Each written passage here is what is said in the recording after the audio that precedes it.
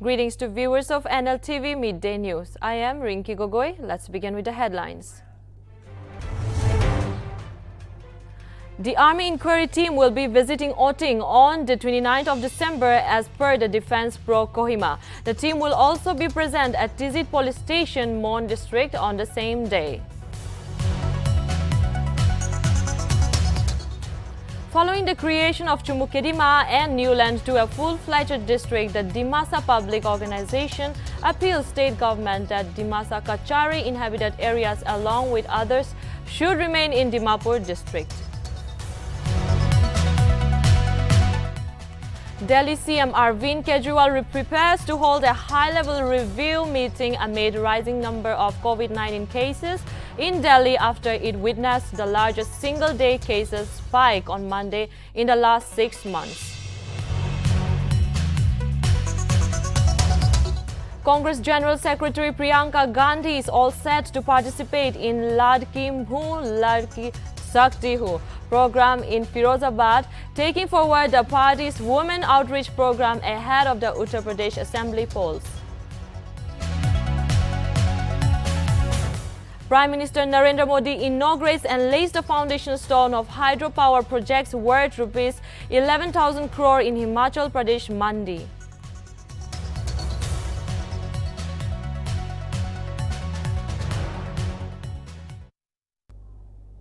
Now news in detail.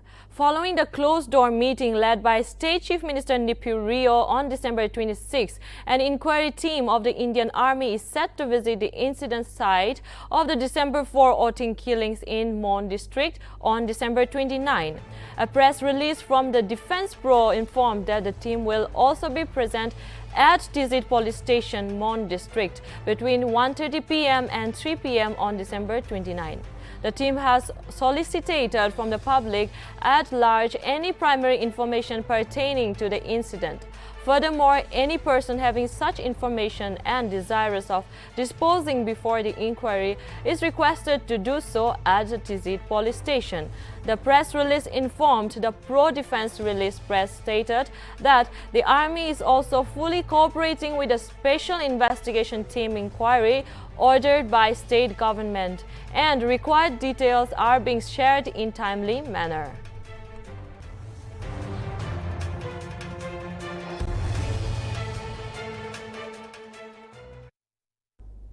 Following the creation of Chumukedima district and upgradation of Newland subdivision to a full-fledged district, the Dimasa Public Organization Nagaland has appealed to the state government that Dimasa Kachari inhabited areas along with others should remain in Dimapur district. Dpon held an emergency meeting on December 24, 2021. In the meeting, the Dpon endorsed the press statement issued earlier by the civil societies of Dhansiri Par subdivision under the banner of Sema Dimasa Union, Dhansiri Par subdivision, and the subsequent joint representation to the government.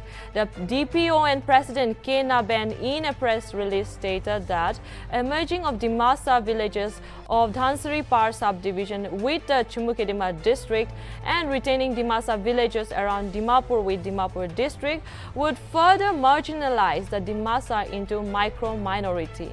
Furthermore, the organization has said that dividing those communities and putting them in different districts would ambiguously defeat the very concept of protecting the interests of the tribe envisioned by the founding leaders.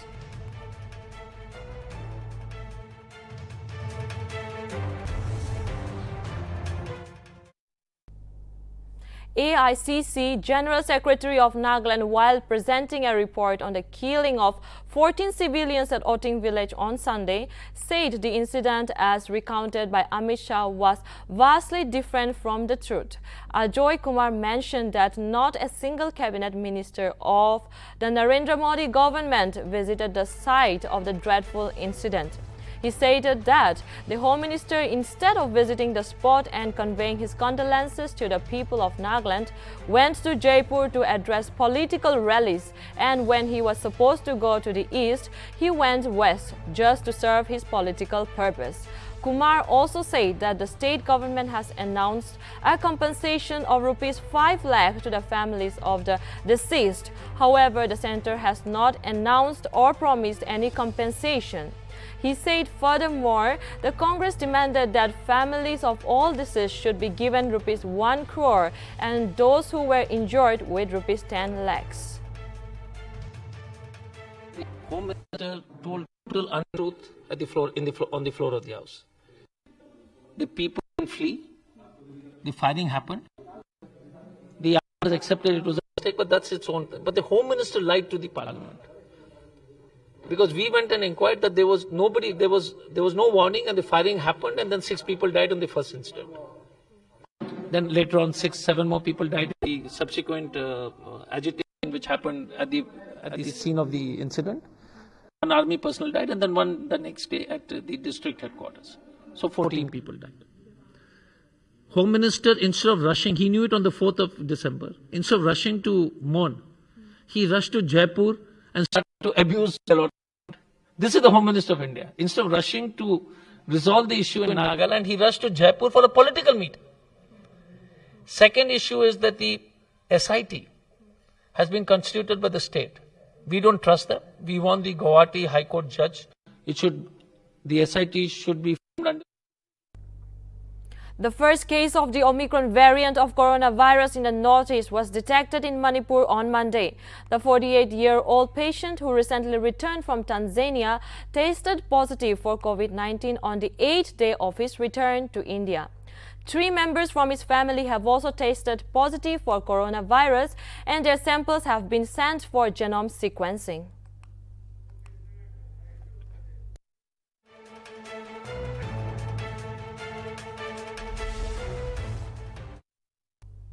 Prime Minister Narendra Modi on Monday inaugurated and laid the foundation stone of hydropower projects worth rupees 11,000 crore in Himachal Pradesh Monday. The Prime Minister also attended the groundbreaking ceremony for 287 investment projects worth over rupees 28,197 crores to mark the 4th anniversary of the Jai Ram Thakur-led BJP government in the state. The Prime Minister also laid the foundation stone of Renukaji Dam project. The 40 MW megawatt project will be built at cost of around rupees 7,000 crore. It will generate electricity for the hill state and will provide 500 million cubic meter water supply per year to the national capital. Prime Minister again laid the foundation stone of the Lori Stage 1 hydropower project. The 210 megawatt project will be built at a cost of over rupees 1,800 crores. It will lead to a generation of over 750 million units of electricity per year.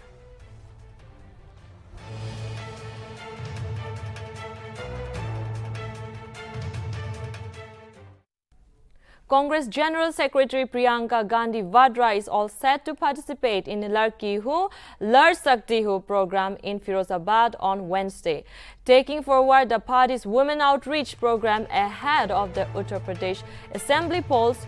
Notably, Congress has chalked out the 100 days action plan for the Abadi. The party commenced a big public relations campaign to reach out to the 4 crore women voters in the state. A brigade of around 8,000 women volunteers has been assigned for the task. Furthermore, the brigade will reach about 2 lakh women daily and convey Vadra's promises to them.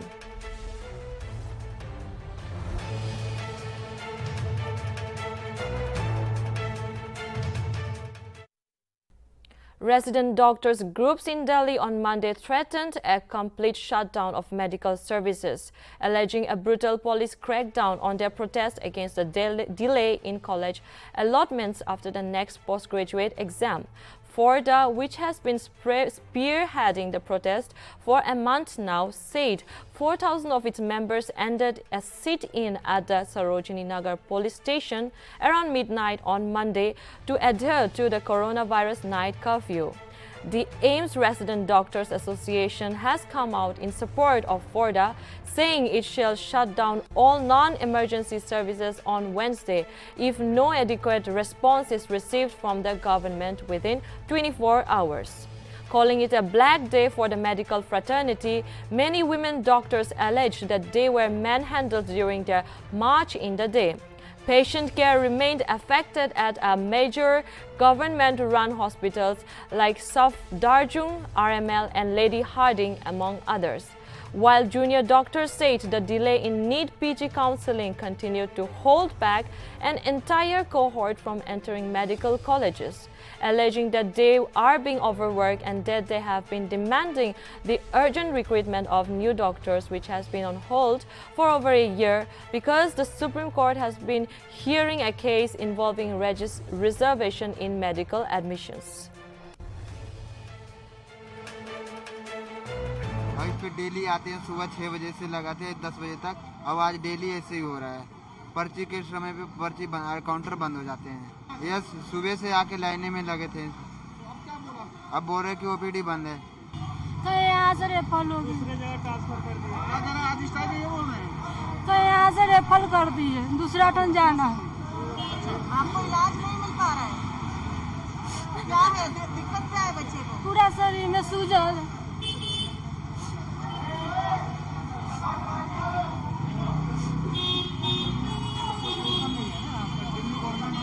कहाँ से आए आप? हरकेश नगर उखलाटे। हरकेश नगर उखलाटे। अच्छा, क्या नाम है आपका? हिंदू कुमारी। तो इलाज नहीं मिल पा रहा आपको? क्या कह रहे हैं डॉक्टर? इलाज नहीं मिलने का कारण क्या बता रहे हैं? कहीं दूसरा टन जाओ, रेफर कर दिया यहाँ से। कहीं और भेज दिया है? हाँ, यहीं पर इलाज चल रहा है, तो बाकी अब नहीं चल रहा है, कहीं दूसरा टन जाओ। Workers dismantling the pedestal of a statue of Confederate General discovered a copper box on Monday, believed to have been buried 130 years ago. The second apparent time capsule unearthed at the site. A small corner of the time capsule's lid was pried open and conservator Kate Ridgway inserted a small endoscope, shining light on the historical artifacts. The camera's images appeared on her phone and revealed a stock of books. It was another piece of mounting evidence suggesting this wasn't the time capsule described in the 1887 newspapers.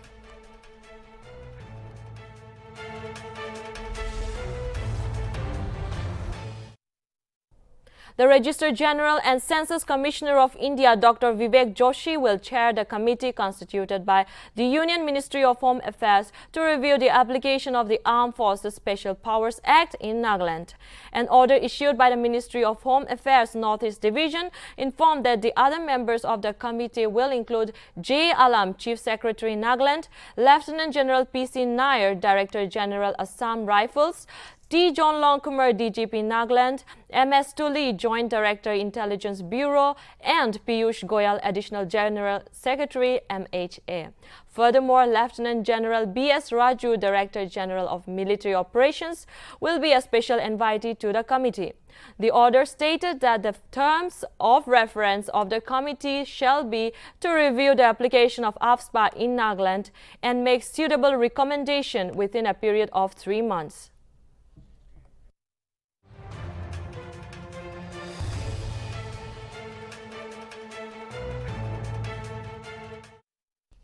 Following the controversy over freezing the bank accounts of Mother Teresa's charity organization by the central government, Missionaries of Charity on Monday clarified that no such freeze was ordered by the Ministry of Home Affairs. Missionaries of Charity stated that their FCRA renewal application has not been approved for not meeting the eligibility conditions under FCRA 2010 and Foreign Contribution Regulation Rules 2011.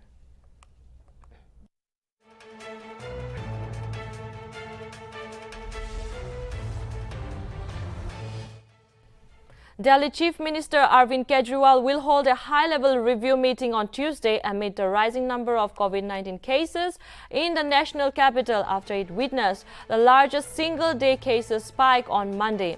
in the last 6 months. The meeting is scheduled to be held at noon at Delhi Secretariat.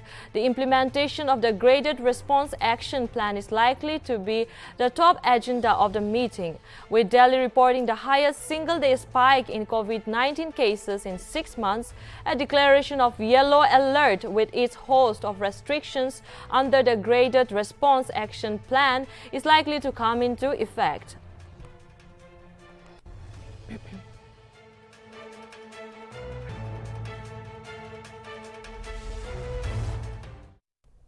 Reportedly, the Board of Control for Cricket in India President Saurav Ganguly has tested positive for coronavirus and has been admitted to a private hospital in Kolkata. Ganguly is said to be stable at the moment. Ganguly's viral load is believed to be 19.5. As per Ministry of Health and Family Welfare data, India has reported 6,358 COVID-19 cases in the last 24 hours.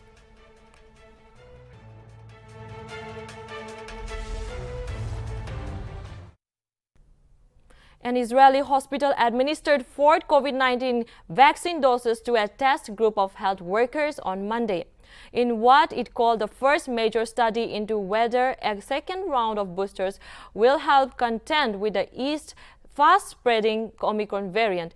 Israel was also the fastest country to roll out initial vaccinations a year ago and became one of the first to launch a booster program after observing that immunity waned over time. On Monday, the health ministry said it was shortening the time between offering the second and third doses of COVID-19 vaccine to 3 months from 5 months in order to beat back rising infections as Omicron spreads. Concerned about the risk of sudden surge in hospitalizations, a ministry expert panel last week recommended Israel become the first country to offer a 4th jab to medical workers and those over 60 or with compromised immune systems.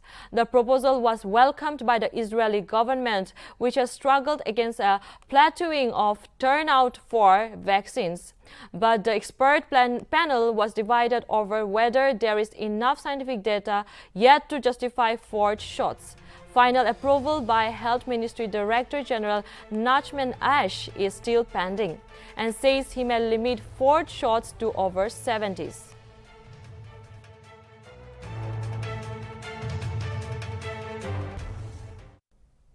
Thank you, viewers. That's all for now. For more updates, keep watching NLTV. Sab Manulaga Awas.